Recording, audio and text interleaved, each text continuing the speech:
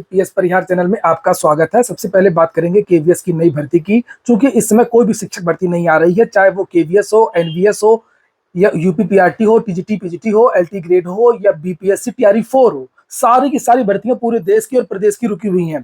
तो केवीएस को लेकर के एक नई अपडेट है, पहले उसको देखेंगे। फिर रीलबाजी से खाकी परेशान, वीडियो भर्ती, यूकेपीएस पीसीएस प्री जूनियर असिस्टेंट, और उसके बाद में फिर जो प्राथमिक में जो छात्रों की संख्या कम हो रही है उसकी चर्चा करेंगे कि आखिरकार कौन कौन से कारण है जिसकी वजह से प्राथमिक में छात्रों की जो संख्या वो कम हो रही है और सरकार विद्यालयों को मर्ज कर रही है।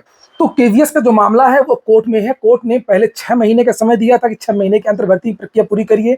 6 महीने में केवीएस ने भर्ती नहीं किया। उसके बाद में फिर से लोग कोर्ट चले गए और कोर्ट जाने के बाद में फिर 4 हफ्ते का समय दिया गया था, और 4 हफ्ते का जो समय वो अब समाप्त हो रहा है। और ये जो शुरुआत हुई थी वो स्पेशल एजुकेटर की भर्ती को लेकर के हुई थी। यहाँ पर देख सकते हैं आप लोग, न्यायालय ने केवीएस को 987 विशेष शिक्षकों के पदों के लिए भर्ती प्रक्रिया पूरी करने के लिए 6 महीने का समय फरवरी तक का दिया था। उसके बाद में फिर से एक कंटेम्प्ट का केस डाला गया था और जिसका ऑर्डर पिछले महीने आया था, लेकिन ये महीना भी पूरा होने को आया है और अभी तक भर्ती की जो प्रक्रिया वो शुरू नहीं हुई। केवीएस का कहना था कि हमने भर्ती के जो अध्याचन है वो हम भेज रहे हैं, पूरी प्रक्रिया हो रही है, बहुत जल्द विज्ञापन जारी होगा। हमने केवीएस एनवीएस की नियमावली भी जारी कर दी है। नियमावली बनाने का उद्देश्य भी मात्र इतना है कि हम भर्ती को आगे बढ़ा रहे हैं। इसी क्रम में जो अधिवक्ता है ये अशोक अग्रवाल, इन्होंने एक ट्वीट किया है अभी अभी और कहा है कि चूंकि 4 हफ्ते का समय दिया गया था हाईकोर्ट की तरफ से, if KVS fails to issue advertisement notice by 30 June 2025, 30 जून को जो अवधि है 4 हफ्ते की वो समाप्त हो रही है। In regards to filling up 987 vacant posts of special educator in KVS in the first week of July 2025, we shall not only issue face legal notice but also move Delhi High Court against Ministry of Education and KVS for the initiating contempt of court action। तो contempt of court का जो action के लिए हम लोग जो शिक्षा मंत्रालय केवीएस इसको लेकर के दिल्ली हाई कोर्ट हम लोग फिर से जाएंगे। तो अब उम्मीद है कि ऐसा काम नहीं करेगा। हाई कोर्ट में 2 बार ये केस जा चुका है और हाई कोर्ट 2 बार भर्ती को लेकर के आदेश दे चुका है। एक बार कहा था कि 6 महीने के अंदर भर्ती प्रक्रिया पूरी करिए, उसके बाद में फिर जो है जब दोबारा 6 महीने में भर्ती उन्होंने नहीं किया तब ये दोबारा कंटेम्प्ट का केस गया। तब ये कहा था कि हमने नियमावली बना दी है, बहुत जल्द भर्ती का विज्ञापन जारी कर देंगे। तो नियमावली बना करके फिर ये बैठ गए और उसके बाद में फिर से भर्ती नहीं हुई। अब ये अभी अधिवक्ता ने जो कंटेम्प्ट का केस लेकर के गए थे उन्होंने फिर से अभी ट्वीट किया है कि इस बार हम फिर से जो शिक्षा मंत्रालय को भी इस घेरे में लेंगे। तो अब उम्मीद है कि शायद केवीएस से शुरुआत हो जाए पूरे देश में जो शिक्षक भर्तियां रुकी हुई हैं। अब हम लोग बात करते हैं रीलबाजी से खाकी परेशान। राज्यों से परेशान खाकी, प्रदेश में नवचयनित सिपाहियों की रीलबाजी अफसरों के लिए मुसीबत का सबब बनती जा रही है। देशभक्ति के गानों से उनकी ट्रेनिंग के लिए सामूहिक विदाई जैसे वीडियो सोशल मीडिया पर तैर रहे हैं। सोशल मीडिया के इस खतरे को भांपते हुए ट्रेनिंग के दौरान इस पर अंकुश लगाने के जतन भी शुरू हो गए हैं। साफ कर दिया गया है कि ज़्यादा रीलबाजी वापस घर भी भेज सकती है। हालांकि जब तमाम अफसर ही रील बनाने के लिए शौकीन है तो मात हद भला कैसे मानेंगे। और बड़े बड़े आईएएस, आईपीएस, डिप्टी एसपी, दरोगा, इंस्पेक्टर आप लोग देख ही सकते हैं कितनी ज़्यादा रील बना रहे हैं। और वही यहाँ पर लिखा है, अब इससे निपटने के लिए कोई नया तरीका ही तलाशना पड़ेगा। हालांकि इसके पहले भी गाइडलाइन बन चुकी है लेकिन फिर भी नहीं मान रहे हैं। पहले वर्दी में बना रहे थे, अब बिना वर्दी के बना रहे हैं। आप लोग कमेंट बॉक्स में बताइए इन्हें ये काम करना चाहिए या नहीं। अगली जो सूचना है वो वीडियो की आने वाली नई भर्ती को लेकर के है। वीडियो के पदों पर भर्ती के लिए अब CCC जरूरी कर दिया गया है। लिखा समाज कल्याण विभाग के ग्राम विकास अधिकारी व सहायक विकास अधिकारी के पदों पर भर्ती के लिए अब कंप्यूटर का CCC सर्टिफिकेट अनिवार्य होगा। कैबिनेट ने इन दोनों पदों पर भर्ती के लिए सेवा नियमावली में बदलाव को मंजूरी दे दी है। ये देख सकते हैं, ये कल की अपडेट है और हिंदुस्तान समाचार पत्र है। नीचे यहाँ पर ये पूरी जानकारी दी गई है विस्तार से। प्रमुख संवाददाता समाज कल्याण विभाग के ग्राम विकास अधिकारी, वीडियो व सहायक विकास अधिकारी के पदों पर भर्ती के लिए अब कंप्यूटर का CCC सर्टिफिकेट अनिवार्य होगा। कैबिनेट ने इन दोनों पदों पर भर्ती के लिए सेवा नियमावली में बदलाव को मंजूरी दे दी है। अभी तक इन दोनों पदों पर भर्ती के लिए कंप्यूटर का CCC सर्टिफिकेट अनिवार्य नहीं था। जिस तरह डिजिटलीकरण बढ़ रहा है और ऑनलाइन सेवाओं पर जोर दिया जा रहा है, उसे देखते हुए अब इन पदों पर भर्ती के लिए अभ्यर्थी के कंप्यूटर में दक्ष होना जरूरी है। और यहाँ पर आगे लिखा है कि CCC का certificate department of electronics and accreditation of computer courses यानी कि डोएक द्वारा मान्यता प्राप्त होना चाहिए। और लिखा है कि बीते महीने समाज कल्याण पर्यवेक्षक, इसके साथ में एक और भर्ती आती है समाज कल्याण पर्यवेक्षक की। लिखा है उसके पदों पर भी भर्ती के लिए पहले ही इंटरमीडिएट पास होने के साथ ही कंप्यूटर का CCC कोर्स अनिवार्य किया जा चुका है। बीते महीने कैबिनेट ने इसको मंजूरी भी प्रदान कर दी थी। चलिए एक सूचना अब है UK Uttarakhand PCS pre, junior assistant और पीसीएस मेंस उत्तर प्रदेश का, ये तीनों परीक्षाएं एक ही दिन में हैं। बहुत सारे विद्यार्थी ये पूछ रहे थे कि क्या सर ये इसमें बदलाव होगा, तो कोई बदलाव नहीं होगा। आप लोगों का सेंटर भले ही दूर गया है, लेकिन आप लोग अपनी तैयारी में लग जाइए। जूनियर असिस्टेंट वाले जूनियर असिस्टेंट की करें, पीसीएस मेंस वाले पीसीएस की तरह करें, और जिन्होंने दोनों के लिए आवेदन किया है तो वो लोग अभी डिसीजन ले लें कि हमको कौन सा एग्ज़ाम देना है। और रही बात यूके पीएससी की, तो इसमें कुछ नहीं होगा। जानबूझ करके रखा गया है कि उत्तराखंड के तो जो विद्यार्थी होते हैं यहाँ आवेदन कर देते हैं, यहाँ के विद्यार्थी वहाँ पर नहीं जा पाते हैं, तो एक ही दिन रख दिया गया है। काम खत्म हो गया, तुम अपना दे दो, तुम अपना दे दो। क्योंकि यूपी का तो लड़के अब डालते नहीं, उत्तराखंड पहले डाला करते थे। और यही बात जूनियर असिस्टेंट को लेकर के भी है। जूनियर असिस्टेंट में भी ज़्यादा विद्यार्थियों की संख्या नहीं है। कुछ है ऐसे विद्यार्थी जिनका पीसीएस मेंस है, लेकिन ज़्यादातर जो विद्यार्थी ऐसे हैं जो नहीं चाहते हैं कि दोनों परीक्षाएं अलग अलग हों। ज़्यादातर विद्यार्थी ये कह रहे हैं कि पीसीएस वाले बच्चे पीसीएस दें और जूनियर असिस्टेंट वाले जूनियर असिस्टेंट दें। तो बहुत ज़्यादा एप्लीकेशन नहीं दी गई हैं। हालांकि बहुत सारे विद्यार्थी ने दिया भी है एप्लीकेशन। मैंने खुद बताया था, प्रयागराज में जिलाधिकारी को ज्ञापन दिया गया था कि जूनियर असिस्टेंट या पीसीएस में से एक परीक्षा को पोस्टपोन कर दिया जाए, लेकिन बहुत ज़्यादा एप्लीकेशन नहीं गई, इसलिए इस पर विचार नहीं हो रहा है। तो भैया अब ज़्यादा कन्फ्यूजन में मत रहिए, आप लोगों ने तैयारी करिए। अब बात करते हैं इन 4 कारणों की वजह से प्राथमिक विद्यालयों में छात्रों की संख्या कम हो गई है। उत्तर प्रदेश में आपको पता है कि बहुत तगड़ा विरोध हो रहा है। प्राथमिक विद्यालय बंद किए जा रहे हैं, जिनकी संख्या अभी निश्चित तो नहीं है। 5000 से लेकर के 25,000 हो सकती है विद्यालयों की संख्या। एक एक जिले में 400-400, जैसे लखनऊ की बात करें। इसको लेकर के बवाल मचा हुआ है और सरकार का ये तर्क है कि जब छात्रों की संख्या कम है तो हम क्या करें। किसी विद्यालय में 12, किसी में 10, किसी में 20, किसी में 25, इस तरीके की छात्र संख्या है। और इन किसी विद्यालय में तो ऐसा है कि कहीं पर 2-2 अध्यापक हैं। तो हम समायोजन करेंगे। बात यह कि ये स्थिति आई क्यों। सरकार की यही नीति रहती है कि जितने भी इस तरीके के अनुदानित विद्यालय हैं, ये सरकारी विद्यालय हैं, ये सरकारी संस्थान है, उनको धीरे धीरे ख़त्म कर रही है, उनको बर्बाद कर रही है। और उस अपने आप जब संस्था में बुनियादी चीज़ें नहीं होंगी तो अपने आप ही वहाँ पर छात्रों की संख्या कम होगी, लोग नहीं जाएंगे और बाद में सरकार ये बहाना बनाएगी। ये बात प्राइमरी की ही नहीं है, आगे आप लोग देखते जाइए। जीआईसी में यही हाल है। पूरे उत्तर प्रदेश में जितने भी जीआईसी हैं, सरकारी इंटर कॉलेज माध्यमिक के, उनमें 12,000 से ज़्यादा शिक्षकों के पद रिक्त हैं। उनमें कंप्यूटर के शिक्षक है ही नहीं, बहुत सारे ऐसे विषय हैं।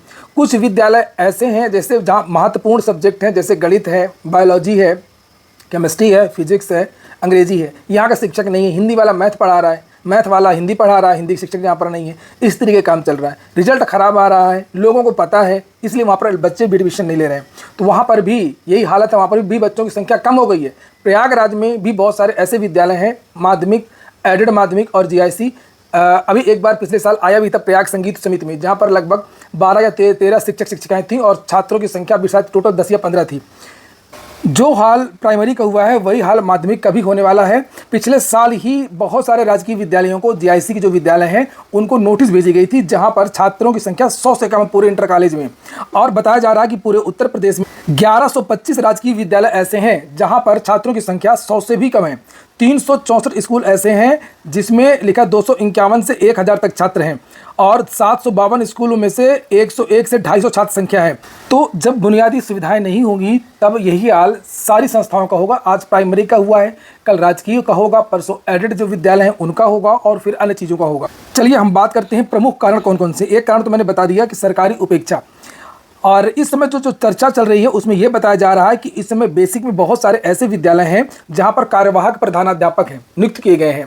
और कार्यवाहक प्रधानाध्यापक नहीं चाहते कि वहां पर स्थायी प्रधानाध्यापक आए और जो मिड डे मील का जो पैसा है, जो अन्य जो खर्च के लिए जो पैसा आता है, उसका जो स्वामित्व है वो उनसे छिन जाए। अगर कोई नया प्रिंसिपल आ जाएगा, कोई नया अध्यापक आ जाएगा, तो बहुत सारे ऐसे विद्यालय हैं जहां पर कार्यवाहक प्रधानाध्यापक हैं और ये नहीं चाहते हैं कि वहां पर कोई एडमिशन हो। एडमिशन का मतलब ये है कि अगर एडमिशन छात्र संख्या अगर 16 से बढ़कर के 25 हो गई या 50 हो गई तो वहाँ पर एक अध्यापक भेज दिया जाएगा, ये प्रधानाध्यापक भेज दिया जाएगा प्रमोशन के द्वारा। और फिर वो प्रधानाध्यापक अगर आ गया तो इनका जो अधिकार है वो खत्म हो जाएगा। काफ़ी चर्चा के विषय में जो लोग बेसिक में है वो चीज़ अच्छी तरीके से इसको समझते हैं, उन लोगों ने एडमिशन ही नहीं लिए, एडमिशन कम भी दिखाई। तो ये एक बड़ा खुलासा है। और जो दूसरा कारण है कि अध्यापकों व मूलभूत वस्तुओं की कमी है। कंप्यूटर का ज़माना है, जितने भी कॉन्वेंट और जो बड़े स्कूल देखेंगे वहाँ पर देखेंगे आप लोग कंप्यूटर की शिक्षा दी जाती है, बड़े बड़े लैब होते हैं, प्लेग्राउंड होते हैं। तो ये चीज़ें नहीं है। और एक ही अध्यापक होता है, अगर वो छुट्टी में चला गया तो पूरा स्कूल बंद रहता है। इसके अलावा विभागीय कार्य बहुत सारे होते हैं, बहुत सारे जो वजीफ़ा वगैरह है, ड्रेस वगैरह का इंतजाम करना, मिड डे मील का देखभाल करना, आधार वगैरह बनवाना, बहुत सारी चीज़ें होती हैं। सारे काम अगर एक अध्यापक है तो उसी को करना पड़ेगा। पूरे प्रदेश में बहुत सारे ऐसे हजारों विद्यालय हैं जहाँ पर केवल एक शिक्षक है। ये आज ही का समाचार पत्र है जिसमें लिखा हुआ है एक शिक्षक के सारे उत्तर प्रदेश के 5,695 स्कूल। जब एक शिक्षक इतने सारे विद्यालयों में रहेगा, एक शिक्षक रहेगा, और अगर मान लीजिए कि वो उसको कहीं छुट्टी पर जाना पड़े या कुछ भी हो जाएगा तो उस विद्यालय का क्या होगा? तो सीधी सी बात है कि पढ़ाई प्रभावित होगी, और जब पढ़ाई प्रभावित होगी तो चर्चाएं होंगी, जब चर्चाएं होंगी तो कोई एडमिशन नहीं लेगा। तो एक तो यहाँ पर अगर स्थायी प्रधानाध्यापक होते, अध्यापकों को मूलभूत वस्तुएं अगर मिलती, अध्यापक भी मिलते और मूलभूत वस्तुएं भी मिलती, बेंच, कुर्सी, बाथरूम, पानी, पीने का पानी। और इसके बाद में एक और बड़ा कारण है कि सरकारी व अन्य अधिकारियों की लापरवाही, बीएसए वगैरह कुछ नहीं करते। मैंने सुबह के वीडियो में भी बताया था कि छात्र संख्या बढ़ाने को लेकर के ये जो अधिकारी हैं, आला अधिकारी, ये कुछ नहीं करते, केवल नौकरी पर बैठे हुए हैं। मैंने कहा प्रतिकूल प्रविष्टि पर पैसा कमाना है इनको। अगर छुट्टी ग्रांट करनी है तो उसमें पैसा कमाना है, अगर कोई पैसा रिलीज होता है तो उसमें कमीशन खाना है। केवल यही काम ये करते हैं। इसी के लिए चर्चा, ट्रांसफर पोस्टिंग में इनका दिमाग लगा रहता है कि वहाँ ट्रांसफ़र करवा लीजिए जब वहाँ ज़्यादा पैसा है। इन सब चीज़ों में इनका दिमाग लगा रहता है। अगर इन लोगों ने कभी चाहा ही नहीं कि बेसिक में सुधार हो, छात्र संख्या बढ़े, या किस तरीके से प्रोत्साहित किया जाए ऐसे विद्यालयों को, शिक्षकों को, जिससे वहाँ की छात्र संख्या बढ़े, पूरे साल कोई प्रयास नहीं किया जाता। बहुत सारे प्रयास के कारण हो सकते हैं। सोशल मीडिया के माध्यम से आजकल चला हुआ है, सोशल मीडिया के माध्यम से या समाचार पत्रों के माध्यम से या मेन स्ट्रीम की मीडिया के माध्यम से ऐसे प्रचार किए जा सकते थे कि ये विद्यालय ऐसा है जहाँ पर ये सुविधाएं हैं, इस बच्चे ने ये टॉप किया, ये छोटा सा बच्चा उसको इतना पहाड़ा आता है, ये ऐसा विद्यालय है, यहाँ पर बड़े बड़े अधिकारी एडमिशन लेने के लिए ललायत रहते हैं अपने बच्चों के, या इस विद्यालय में इस अधिकारी ने अपने बच्चे का एडमिशन कराया। इस तरीके से बहुत सारी चीज़ें जो होती हैं वो मीडिया में आगे बढ़ाया जा सकता था। या ये जो अधिकारी हैं अपने शिक्षकों को प्रोत्साहित करते, जिन शिक्षकों के विद्यालयों में छात्र संख्या ज़्यादा होती उनको कई तरीके की सुविधाएं मिलती, उनको छुट्टी मांगने पर जल्दी छुट्टी मिल जाती, उनको अन्य तरीके से पारितोषिक दिया जा सकता था, और उनको पुरस्कृत भी किया जा सकता था, बड़े बड़े प्रोग्राम किए जा सकते थे। लेकिन इनके ठेंगे से इनको तो नौकरी मिल गई, इनको तो 1.5 लाख रुपए का महीना मिल रहा है, तो इनसे क्या लेना देना, इनसे कोई मतलब नहीं है। एक विद्यालय भी अगर रहेगा उत्तर प्रदेश में तब भी ये बीएसए ही रहेंगे और इनको वेतन मिलता ही रहेगा। तो सबसे बड़ी जो घोर लापरवाही है वो इन अधिकारियों की है, ये नंबर 1 में है। जब कैप्टन ही गलत होगा तो प्रधानाध्यापक और अध्यापक तो फिर होगा ही। अच्छी चीज़ें जो हैं वो वायरल होती नहीं सोशल मीडिया में, गलत चीज़ें ही वायरल होती हैं। अच्छी चीज़ों को वायरल करवाया जा सकता है, और ये सभी जानते हैं। जिस तरीके से कुंभ मेला, दीपावली, बड़े बड़े त्यौहार, उत्तर प्रदेश की 4 लेन सड़कें, एक्सप्रेसवे की चीज़ें वायरल होती हैं, उसी तरीके से जो अच्छे विद्यालय, ऐसा नहीं कि अच्छे विद्यालय नहीं है, बहुत सारे अच्छे विद्यालय भी हैं, वहाँ पर छात्रों की संख्या भी ज़्यादा है, बहुत अच्छे टीचर भी पढ़ाते हैं, क्यों नहीं उनको सरकार वायरल करवाती है। और जो चीज़ें वायरल भी होती हैं कि फला मिड डे मील में नमक रोटी के साथ बच्चे खा रहे हैं, वो अध्यापिका सो रही है, कोई स्वेटर बुन रहा है, कोई प्रिंसिपल रूम में ही कांड कर दे रहा है। तो अच्छी चीज़ों को वायरल किया जा सकता था, इसके लिए प्रयास किए जा सकते थे। और दूसरी बात यह कि सरकार तो पूरी तरीके से उपेक्षा की हुई है। इस काम को, जो बीएसए वगैरह हैं, इनको टाइट करने का काम सरकार का है, तो सरकार ने ध्यान नहीं दिया, इंफ्रास्ट्रक्चर नहीं दिए, अध्यापक नहीं दिए, बीएसए को निगरानी नहीं किया। नहीं तो सरकार भी कई तरीके से प्रोत्साहित कर सकती है, अधिकारियों को भी, अध्यापकों को भी, और कई लोगों को। जैसे कि जो लोग सरकारी विद्यालय में पढ़ते हैं उनको उच्च शिक्षा में उनको अतिरिक्त अंक दिए जा सकते हैं, 4 नंबर 5 नंबर अगर किसी यूनिवर्सिटी में एडमिशन लेना हो, अगर कोई प्राइमरी का पढ़ा है। इस तरीके की बहुत सारी योजनाएं हैं, सरकार चाहे तो उनको बढ़ा सकती है। जिस तरीके से एनसीसी वगैरह में नंबर मिलते हैं, एनसीसी जिसने सर्टिफिकेट किया OB वगैरह, तो जो आगे की शिक्षा होती है उसमें कई तरीके के नंबर दिए जाते हैं। उस तरीके से जो प्राइमरी में जिन्होंने पढ़ा है उनको कुछ 1 नंबर 2 नंबर या इस तरीके से कुछ कोटा वगैरह सरकार दे सकती है, जिस तरीके से अग्निवीरों को दिया जा रहा है। और दिल्ली में केजरीवाल ने भी तो यही किया था। दिल्ली के ज़्यादा जो विद्यालय हैं उनका सोशल मीडिया के माध्यम से, अन्य माध्यमों से उसने हाईलाइट कर दिया। नए विद्यालय नहीं खोले केजरीवाल ने, ना शिक्षकों की नियुक्तियां करी, उसने केवल और केवल बहुत अच्छी तरीके से प्रचारित किया, प्रसारित किया, डेंटिंग करवाई, पेंटिंग करवाई, इंफ्रास्ट्रक्चर वहाँ पर मजबूत बनाया, और जो चीज़ें करवाई उसको दिखाया भी। और यही कारण है कि दिल्ली की स्कूलों की चर्चा आज भी होती है, और वहाँ पर छात्र संख्या भी बढ़ी, और वहाँ का जो रिजल्ट है वो भी अच्छा है। तो बंद करना विद्यालयों को ये कोई उपाय नहीं है, विद्यालयों को खोला जाना चाहिए। और जो चीज़ें मैंने बताई, इन चीज़ों में सरकार सुधार कर सकती है। आप लोग अपने जो विचार है वो कमेंट बॉक्स में रख सकते हैं। ये हो गया आज का वीडियो। पूरा वीडियो सुनने के लिए बहुत बहुत धन्यवाद।